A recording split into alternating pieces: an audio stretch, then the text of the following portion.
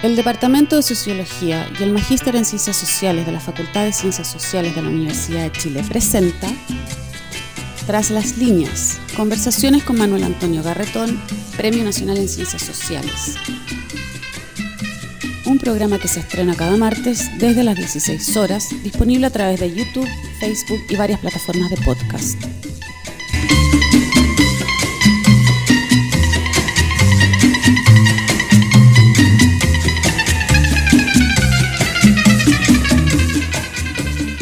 Buenas tardes, bienvenidas y bienvenidos a Tras las líneas, el programa del Departamento de Sociología y del Magíster en Sociología de la Modernización de la Facultad de Ciencias Sociales de la Universidad de Chile.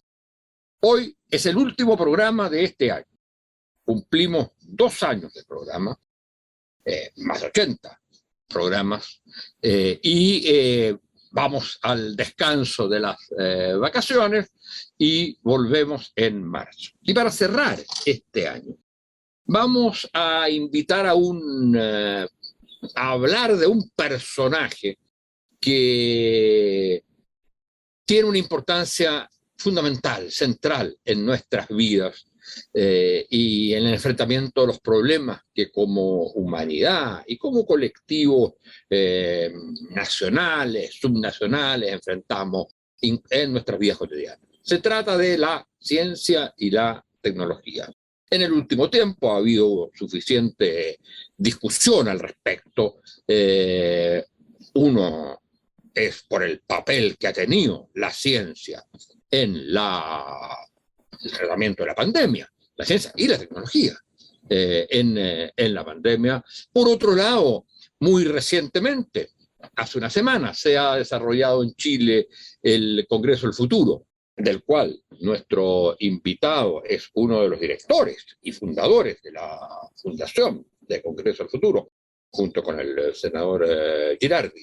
Y ahí se pone al día a la sociedad chilena, caso único en el mundo, de lo que está ocurriendo en la ciencia, de los desafíos, de los problemas que estamos enfrentando. Por otro lado, se ha discutido mucho lo poco que invierte este país en ciencia y tecnología. Se dijo en un estudio en el cual participó nuestro invitado de hoy, que se invierte en el año 2011, la necesidad de inversión tenía que ser del 1%, al menos del PIB. Y hoy día es algo así como el 30 o 40%. 0,30 o 0,40. 0,40, el 40%. Por eso entre el 30 y 40%, ya nuestro invitado hizo su intervención. Bueno, y entonces ese 40% es absolutamente insuficiente respecto a las necesidades que el país tiene. Entonces, para hablar de todo esto, hemos invitado a Juan Asenjo. Juan Asenjo es un ingeniero químico de la Universidad de Chile, Premio Nacional de Ciencias del año 2004, ha sido miembro de las múltiples academias internacionales, comités editoriales, personaje destacado en las conferencias sobre los temas que básicamente en el caso de él es la biotecnología. Pero más allá de su especialidad, es alguien que reflexiona sobre la ciencia misma y la necesidad de su desarrollo y del papel que ella puede jugar en las transformaciones que la pandemia ha puesto claramente de relieve, no solo en nuestra humanidad, sino en nuestro país. Y también parece ser importante que en un momento en que se inicia un nuevo gobierno, que ha hecho compromisos sustanciales en el sentido de el papel de la ciencia en la transformación de nuestras relaciones sociales y al mismo tiempo la necesidad de llegar al 1% del PIB, parece interesante, digamos, hacer esta reflexión con Juan Asenjo, que es una personalidad de la ciencia en Chile. Muy bienvenido, Juan, a nuestra conversación. Y yo quisiera partir preguntándote, si tú tuvieras que resumir en pocas palabras, ¿qué fue lo que a tu juicio fue el corazón del debate, si se puede hablar así, sobre ciencia en el actual, en el último Congreso Futuro que se realizó hace una semana? Muy buenas tardes, bienvenido. Bien, muy buenas tardes, Manuel Antonio. La verdad es que es un placer estar aquí. Y bueno, la ciencia, si tú piensas que estamos conectados por Zoom, detrás del computador, detrás de estas conexiones, todo lo que hay son resultados de la ciencia y la tecnología. Todo lo que nos rodea tiene que ver con la ciencia y la tecnología. Entonces, obviamente que el desarrollo de ciencia y tecnología para la humanidad es muy importante. El pequeño problema que aparece, en cierta forma, en un país como Chile, es que los chilenos más cómodos, algunos empresarios, algunos miembros del gobierno, digan, bueno, es que esas cosas se desarrollan en los países desarrollados. Nosotros solo las utilizamos. Y un poco ahí está el error, porque muchas veces también cuando uno utiliza cosas sin saber lo que está utilizando, a uno le pasan gato por liebre. Como cuando venían los europeos aquí a vendernos espejitos y a contarnos cuentos, ¿no es cierto? Y los locales en las Américas o en Sudamérica les creíamos el cuento. Entonces es muy importante que un país tenga un sólido desarrollo de ciencia y tecnología. Más aún, si ustedes se fijan la forma que tiene Chile, si Chile estuviera a lo ancho, no tendría ninguna gracia. Es un poco como Canadá, pero como Chile tiene esta verticalidad, que es el único país en el mundo que tiene esta variedad de distintos climas, lo que implica variedad genética, lo que implica desde el desierto de Atacama, que es el desierto más árido del mundo, hasta la Patagonia, ¿no es cierto? En todos estos lugares hay elementos que la ciencia puede potenciar. En mi grupo de investigación llevamos años trabajando, los últimos años, en bacterias del desierto de Atacama, que son bacterias que están ahí latentes o durmiendo y que hace millones de años existieron vivas y nosotros las revivimos y encontramos nuevos antibióticos, nuevos anticancerígenos, porque la forma de llegar a nuevos antibióticos con el problema que hay en el mundo hoy día de falta de antibióticos es ir a lugares extremos a encontrar bacterias que produzcan nuevas sustancias. Por primera vez en la historia, bajamos con colaboración de un barco alemán a la fosa de Atacama, a 8.000 metros de profundidad, y tomamos muestras de sedimentos donde nuevamente hemos encontrado bacterias. Más aún, un país como Chile, que basa su principal exportación en un producto natural como es el cobre, que ni siquiera lo refina todo en Chile, lo refinan en China gran parte. Todo el cobre que extrae la industria privada se refina en el extranjero, o sea, exportamos piedras. Y eso no es exportar inteligencia. Un país que quiere tener futuro, como el país que está comenzando ahora con la nueva constitución y con el nuevo gobierno, es un país que tiene que exportar inteligencia. Por lo tanto, y para exportar inteligencia hay que tener inversión en ciencia, tecnología e innovación y exportar cosas nuevas, como lo han hecho países como Corea, que Corea, ¿no es cierto?, en la mitad del siglo pasado tenía una entrada per cápita mucho más baja que la de Chile, o países como Finlandia, que basaban su economía en la exportación de madera. Y así hay muchos ejemplos. Un país que quiere pasar a la madurez, que quiere salir adelante, tiene que invertir en ciencia, tecnología e innovación. Juan, ¿qué es lo que ha impedido que eso se realice? ¿Qué es lo que ha impedido, seamos Corea o, ¿cuál nombrabas tú, Nueva Zelanda? Finlandia. Finlandia. Obvio que también Australia y Nueva Zelanda, que exportan recursos naturales, pero además exportan inteligencia. Ellos, cuando termina la guerra de Corea, Estados Unidos le preguntó a Corea, mire, queremos ayudarlo. ¿Qué es lo que quieren? y Corea dijo universidades. Y así se creó un sistema de conocimiento. ¿Ok? Miren lo que ha hecho China. ¿Ok? Lamentablemente nosotros no tenemos los ojos rasgados ni somos chinos, pero lo que ha hecho China en este momento es una potencia en ciencia, tecnología e innovación que va a pasar adelante de Estados Unidos. ¿Ok? Bueno, acá Chile tiene otra ventaja, además de la variedad de territorio. Tiene los mejores científicos de Latinoamérica. Las publicaciones de científicos chilenos tienen más citas que las de científicos argentinos, brasileros o mexicanos, que son los únicos otros países en Latinoamérica que tienen un buen desarrollo de ciencia y tecnología. El problema es que la cantidad de científicos es muy pequeña. Entonces, aumentando la inversión en ciencia y tecnología, que no solo no se ha aumentado, sino que ha ido disminuyendo. ¿Ok? En la época que invitamos al presidente Ricardo Lagos a hablar a la academia, la inversión era el 0,6% del PIB. Hoy día es el 0,4%. Como cantidad total se ha mantenido, pero el PIB chileno ha aumentado. Entonces, por alguna razón, así como la educación en Chile, la educación pública es débil. ¿Ok? Piensen ustedes que la dictadura terminó ya hace varias décadas y igual no hemos sido capaces de darle al país una buena educación pública. Lo mismo ha pasado con la ciencia. Son cosas que pasan en las sociedades de las cuales nadie se da cuenta.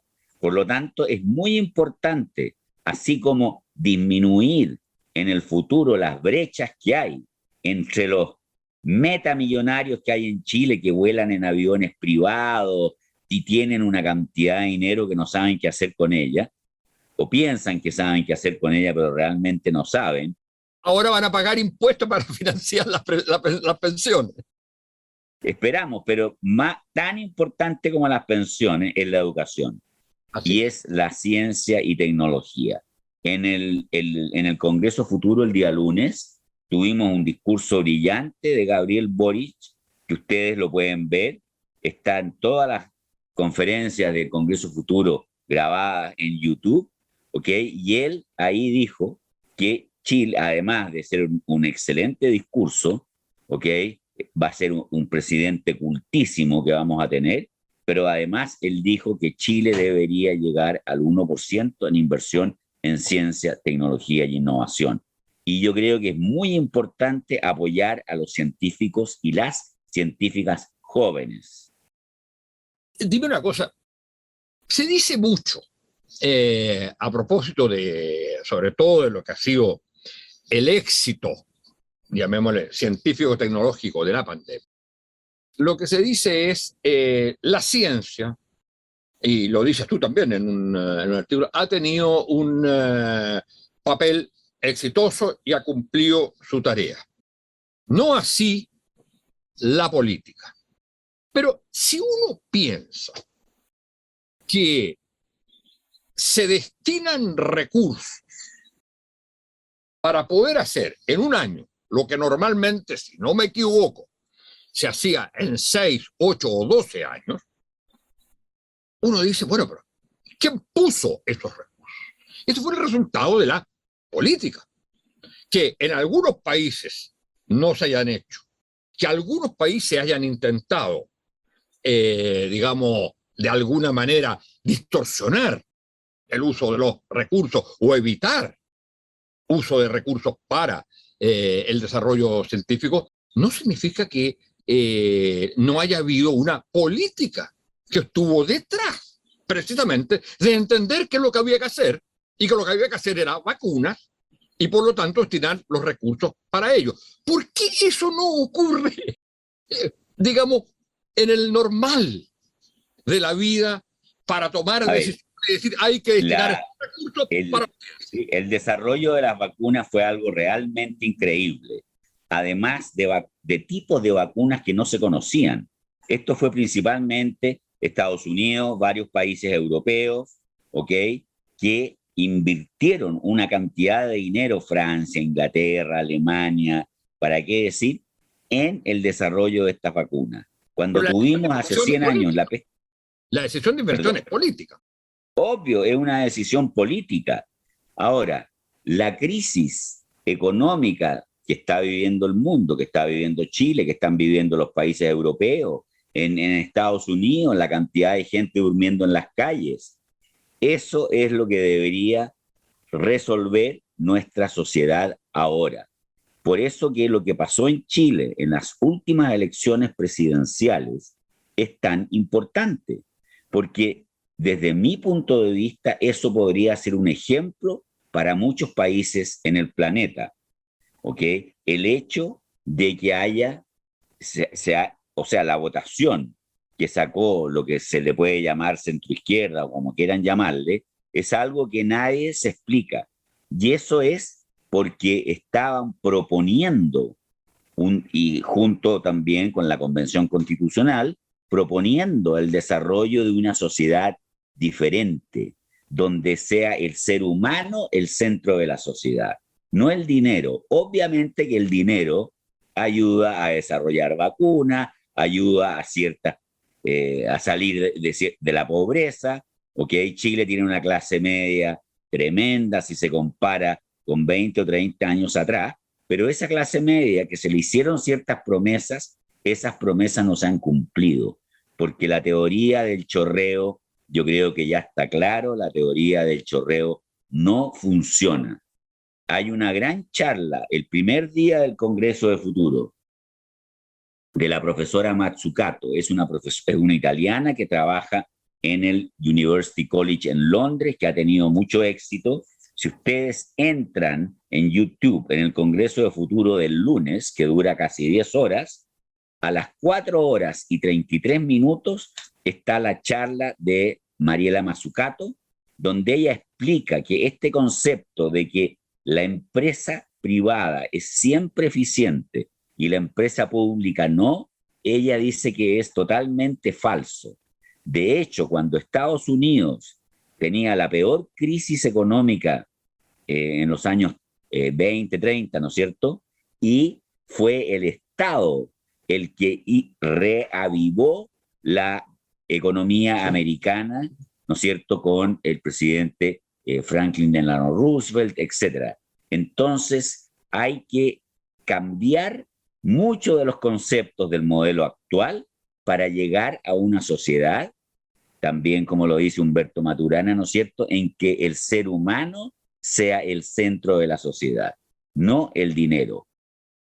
¿Cómo ves actualmente, y más allá de las relaciones personales que uno puede tener, pero cómo ves que se ha implantado y desarrollado el Ministerio de Ciencias y Tecnologías y de Conocimiento? Se ha desarrollado, bueno, nosotros con Girardi fuimos grandes impulsores de que hubiera un ministerio y que hubiera un ministro que se sienta a la mesa con los otros ministros, porque antes todo lo que era ciencia y tecnología era en gran medida parte del Ministerio de Educación, obviamente que los problemas que tiene el Ministerio de Educación son otros, o parte de la Corfo, pero eso, la administración de lo que es la ciencia y tecnología, desde que aparece el ministerio, ha mejorado mucho.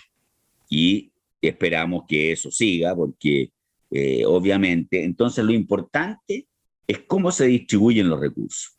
Los programas competitivos de ciencia y tecnología chilenos son de primer orden a nivel mundial. La forma, los comités internacionales que toman las decisiones es de una transparencia increíble. Yo fui profesor durante 7 años en Nueva York, en la Universidad de Columbia, ¿ok? Y me tocó participar en muchos concursos en la National Science Foundation de otorgamiento de fondos. Luego fui profesor 10 años en Inglaterra, ¿ok? Y nuevamente me tocó participar activamente en concursos donde se distribuían recursos. Y la forma como se hace esto en Chile es pero de primer nivel mundial. Por eso que hay unos 30 centros en Chile de astronomía, de modelación matemática, ¿okay?, de todo tipo de neurociencia, que son los que le han dado a Chile este ímpetu tan importante que ha tenido en el desarrollo de la ciencia y tecnología.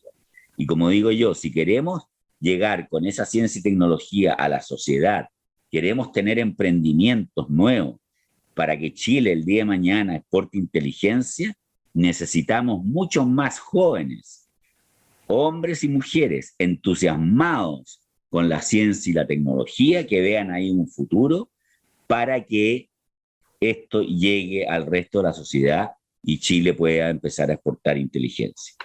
¿Qué cambios crees tú que habría que introducir en el sistema educacional para que, digamos, porque por un lado están los centros de investigación, están las universidades, por otro lado, tú tienes que tener una sociedad de un cierto nivel, sin brechas sociales importantes, sino con una cierta base de igualdad en lo que uno podría llamar el conocimiento básico, el fundamento de lo que son los principios científicos. Hay algunos esfuerzos que se están haciendo en algunas partes del país que han sido exitosos. En la zona de Valdivia me parece que hay muchos colegios, hay un grupo de colegios donde se ha enfatizado la educación en ciencia y tecnología y se está entusiasmando también a mujeres para que tengan una participación más activa, ¿ok?, en lo que se llama ciencia, ingeniería, matemáticas y tecnología. Entonces, pero eso hay que hacerlo a nivel de todo el país, ¿ok? Y en gran medida tiene que ver también eso con los sueldos de los profesores. Los países como Finlandia, ¿no es cierto?, varios países nórdicos, ¿ok?, el estatus, no solo el sueldo, el estatus que tiene el profesor en la sociedad es muy alto. Y eso hay varios estudios, ¿ok? En Singapur también, aunque Singapur no es un país muy democrático, lo que sí le han dado un gran valor a todo lo que es la educación. Y se han escrito libros, se han traducido, hay personas en la Academia Chilena de Ciencia, Patricio Felmer, otros académicos que han traducido estos libros y que los han publicado. O sea, el material existe. Ahora, te llevo a otro campo del cual no puedo dejar de referirme. Las ciencias sociales. Las ciencias sociales. Porque, digamos, cuando se habla de ciencia y desarrollo tecnológico, de inversión en el porcentaje del PIB, etcétera, y los avances que se han mencionado, casi todos ellos se refieren a lo que llamamos ciencias naturales, ciencias exactas, y pareciera ser, no se queja, por supuesto, el mundo de las ciencias sociales de ser un pariente pobre en esta materia, pero pareciera ser que no se dimensiona la importancia de las ciencias sociales. Si tú me dices, por ejemplo, que uno de los problemas es de la política, bueno, los conocimientos básicos de la política, dejando de lado el tema de los intereses, de los grupos de interés, de los conflictos que haya, pero el problema de ciencias sociales. El desarrollo de las ciencias sociales. Y entonces uno dice, bueno,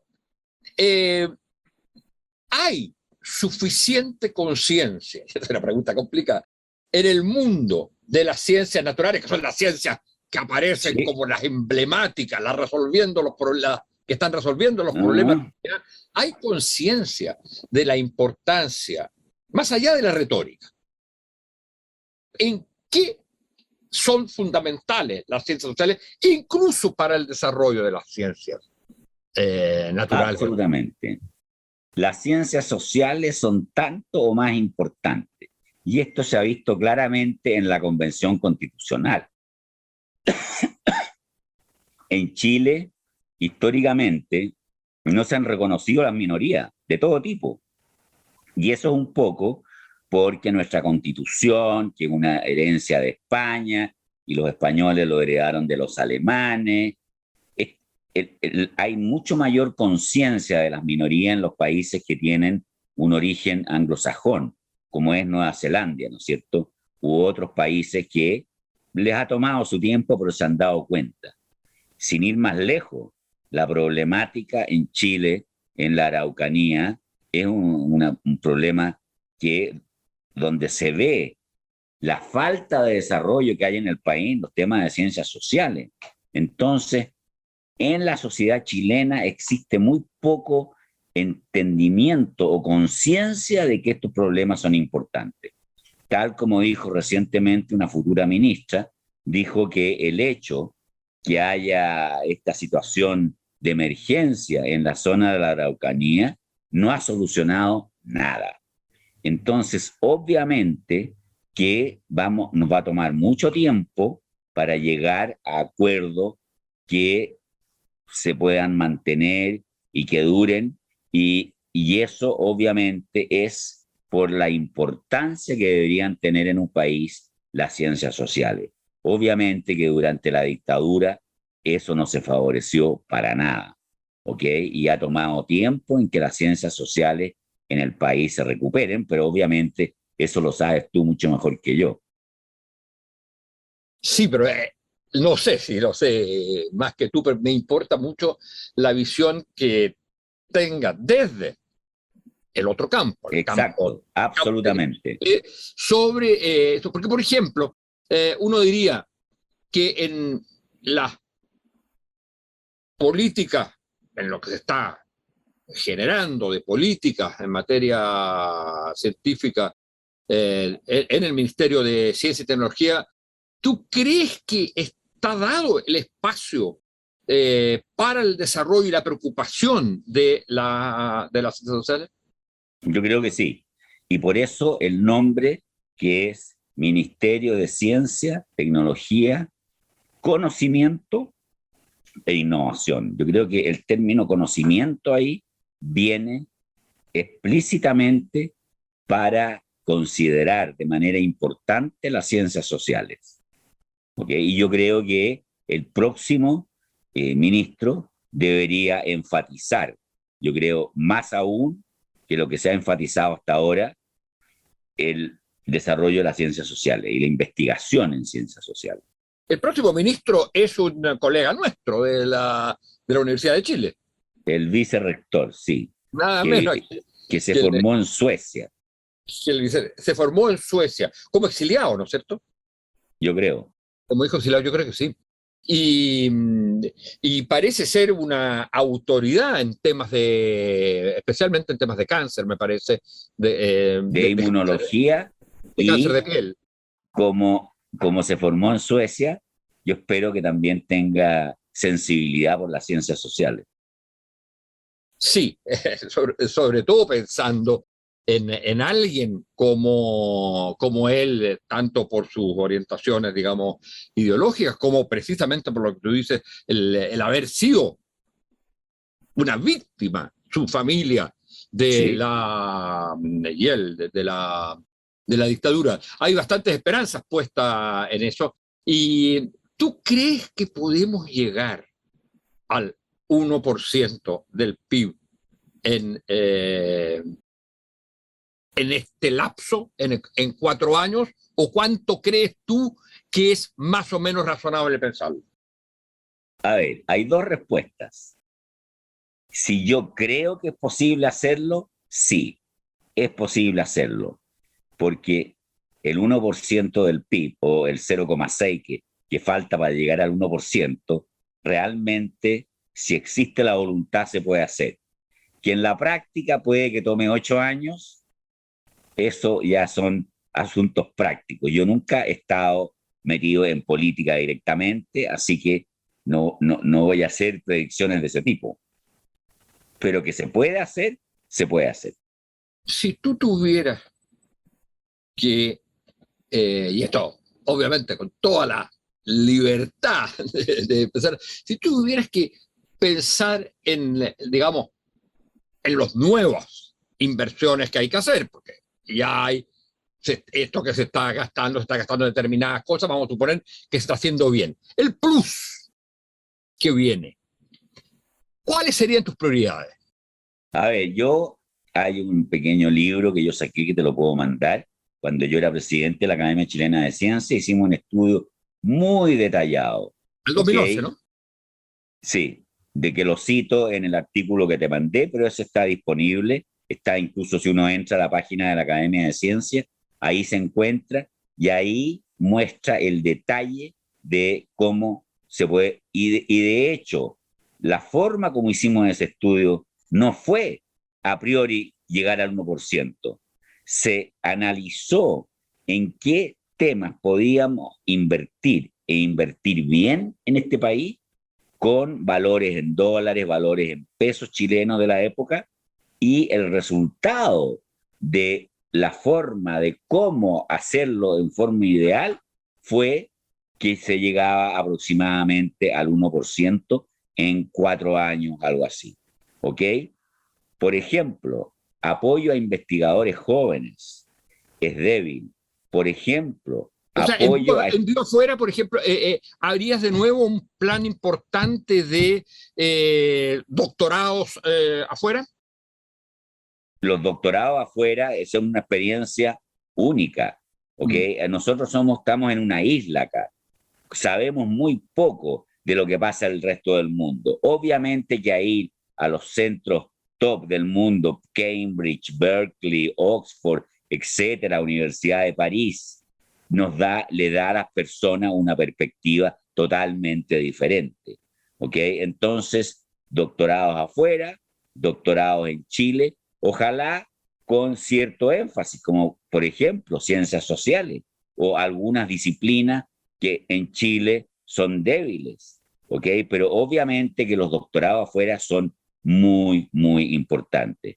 Yo estaba terminando mi carrera el año 1973 y vino esta cosa que se llamó el golpe militar, así que me presenté a todas las becas posibles, a Inglaterra, Francia, Italia, Alemania, y terminé en Inglaterra, haciendo mi doctorado en un lugar top, el University College de Londres, ¿ok?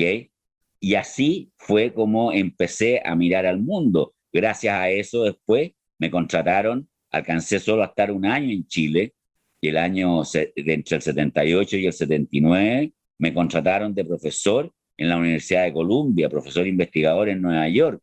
Ahí me habría quedado, ¿no es cierto? Tendría en este momento un departamento ahí mirando el Central Park. Pero bueno, mi esposa era inglesa, habían nacido mis 2 hijos, nos fuimos a Inglaterra, estuvimos 10 años en Inglaterra. ¿Ok? Ahí igual tuvimos un éxito tremendo en mi grupo de investigación.